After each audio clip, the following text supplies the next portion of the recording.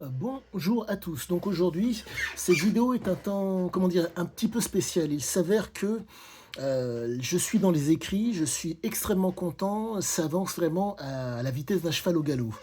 Et je tiens à vous tenir au courant de mes avancées, car j'ai l'intime conviction que là, il y a vraiment de quoi changer la vie de nombre de gens par rapport aux découvertes que je fais. Je suis un chercheur autodidacte en littérature. Je me suis hyper spécialisé, comme certains le savent, sur cet auteur et monsieur Ciziaziki. Et la force de cet homme, si je puis dire, c'est que c'est un voyou. Au-delà du fait que ce soit un voyou, c'est un voyou qui est un exploiteur, qui est un dictateur, qui est un esclavagiste et qui est un dirigiste. Euh, mais ce comportement n'est fonction que du contexte. Quand il se retrouve à la marge, car il apprécie la marge, il faut quelqu'un qui, entre guillemets, imprime un rythme. Il faut comprendre cette chose fondamentale, c'est un homme qui veut, si je puis dire, être un gagnant, mais ne veut pas travailler. Et la condition sine qua non pour être dans la gagne sans pour autant travailler, il faut être rentable, productif et compétitif. Ce qui fait que les gens qui vous environnent et qui sont susceptibles de vous envier, quand ils voient ce qu'ils font et ce que vous faites, sont capables de vous rejoindre. Mais, chose très très importante à comprendre, pour comprendre la psychologie de cet homme et pour comprendre la psychologie des gens qui vous font face, trois choses fondamentales. Le fait d'avoir conscience, le fait de prendre conscience et le fait d'être en prise avec le réel. Vous avez des gens pour que le propos soit d'autant mieux compris par rapport à la situation, vous avez un menteur, un manipulateur et un homme intelligent. C'est le cas de Monsieur Ciziaziki. C'était le cas de Monsieur Ciziaziki. Cet homme, voulant être un exploiteur, pardonnez-moi, il fait en sorte de manipuler, parfois de mentir et d'induire en erreur les gens pour être un exploiteur. En un mot, diriger. Je dis bien diriger et non dominer. Diriger, dictature. La domination, et si je puis dire, est une approche totalitaire. La distinction est nécessaire pour pouvoir voir le fameux détail du diable. Celui qui domine, celui qui a le pouvoir, celui qui a le privilège, n'a pas besoin de diriger. Donc en un mot, de s'impliquer physiquement et voire même verbalement. Il a créé une espèce, si je puis dire, de suggestion qui fait que la personne en face va être soumise ou va être exploitée. Le distinguo est à faire qui est très important pour ne pas vous induire en erreur et pour que mes écrits soient d'autant plus qualitatifs. Donc, Ciziazike, c'est un homme qui dirige, donc en un mot, qui s'implique, qui fait donc, qu'il a conscience, qui prend conscience qu'il est en prise avec le réel, même s'il utilise le mensonge, la manipulation, et que parfois il induit les gens en erreur. C'est fondamental. Cette implication fait que il est en mesure de modifier son comportement ou sa conduite pour continuer à être un exploiteur. C'est fondamental. Et le texte est magnifique parce que le texte et les recherches que j'effectue sont magnifiques à mes yeux, car je suis dans le détail. Je comprends le pourquoi du comment. Je suis obligé de faire énormément de digressions d'un côté pour pouvoir comprendre l'homme. Comme vous pouvez le constater, derrière moi, il y a un tableau d'anatomie excusez-moi, l'anatomie des drogues, pour comprendre comment les drogues impactent cet homme. Et il faut comprendre cette chose fondamentale. Euh, je reprends une phrase du texte. Manger, alors, plus rien à manger, c'est pas un problème, plus rien à fumer, c'est pas possible. Il faut comprendre ces choses qui sont fondamentales. La nourriture, nous en avons tous besoin pour fonctionner. Cette nourriture fait que, à partir d'une certaine intensité, on passe à une autre chose, à un autre stade. Il faut comprendre cette chose qui est fondamentale. La nourriture vous permet de vivre. La cam, ou la situation, entre guillemets, qui va être d'autant plus stressante, ou qui va être porteuse d'intensité, va demander une autre forme, si je puis dire, d'énergie. Et il faut comprendre que nous ne sommes plus dans un registre, comment dire, quand on mange, on est dans un registre de vie.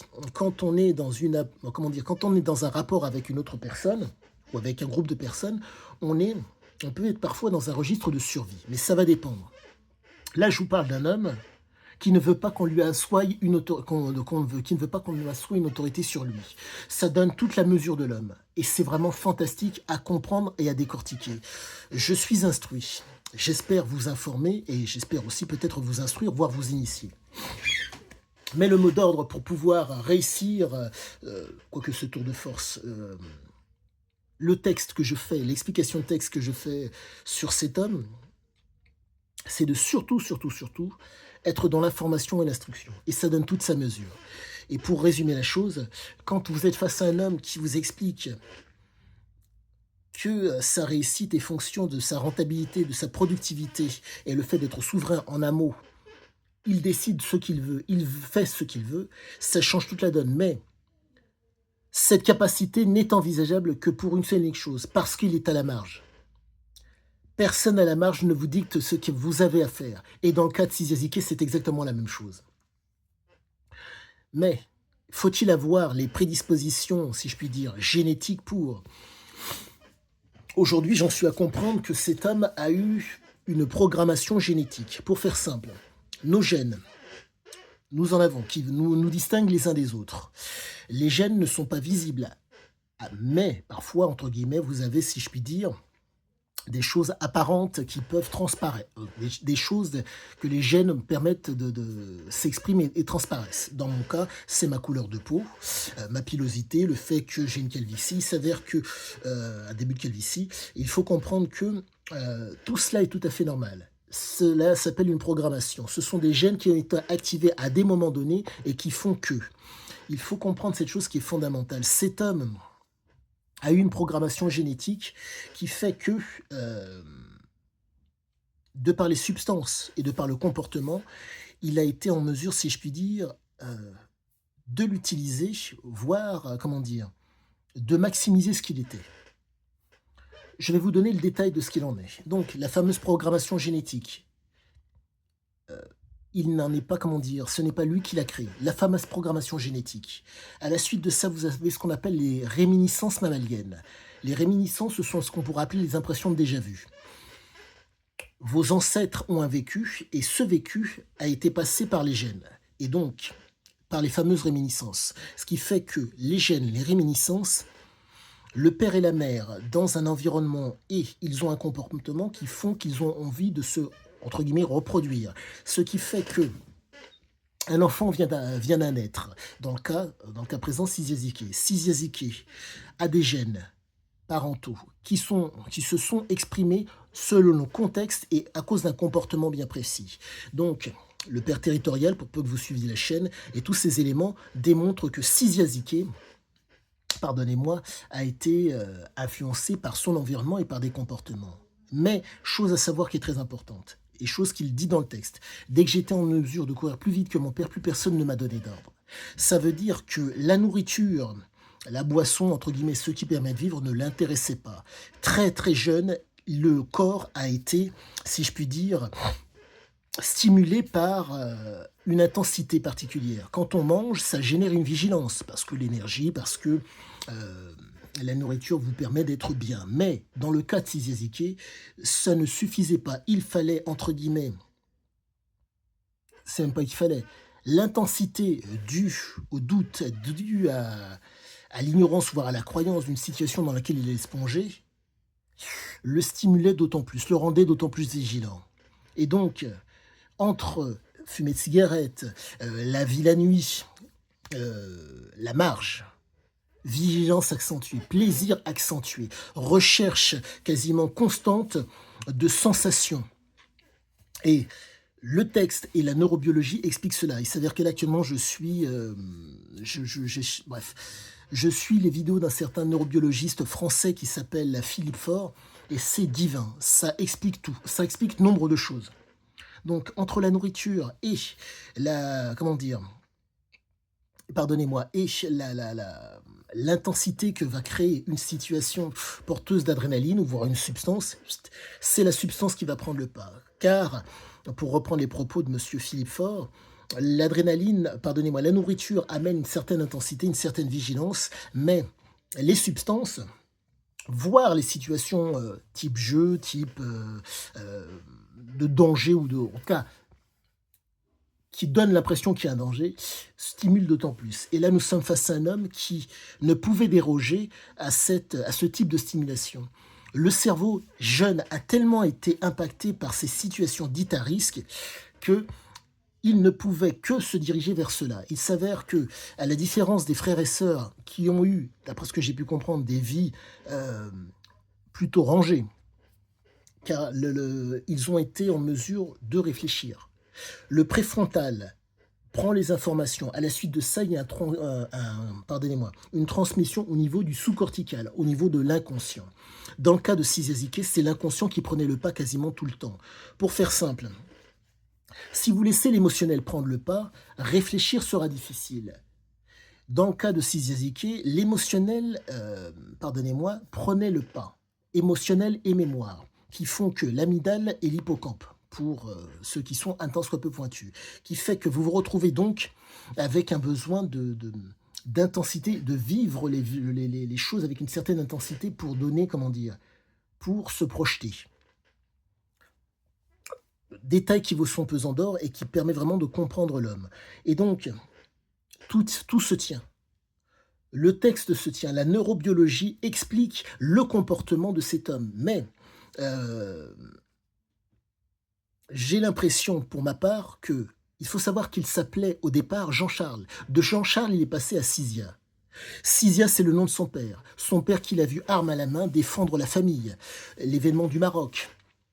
Donc, entre 55 et 56, donc, les Marocains ont été, entre guillemets, si je puis dire, ont fait le forcing par rapport aux Français qui étaient donc en place et qui, au niveau du pouvoir marocain, tenaient plus ou moins le pouvoir, on cherchait à les chasser et les ont chassés. Et le père, arme à la main, légionnaire, français, qui a planté donc le drapeau à la porte-fenêtre de la maison, tire par la fenêtre. Chemise ouverte, bref, la mère qui recharge pendant que les frères et sœurs sont sous la table. Cette situation stressante, étant donné que Cisia est né au Maroc, fait qu'il y a eu une imprégnation euh, neurobiologique. En un mot, le stress a pris le gamin et il a été, si je puis dire, pris par ces situations stressantes. Et il a vu son père faire la différence par rapport à d'autres. Situation hasardeuse, il tire, il n'y a plus de balles, on fait quoi derrière? Sachant qu'il pensait à être massacré. Donc vous vous retrouvez face à un type qui, quand la situation est dure, pénible, voire dangereuse, se dirige vers ce type de situation. J'ai l'intime conviction que c'est le père qui a été le détonateur de tout cela.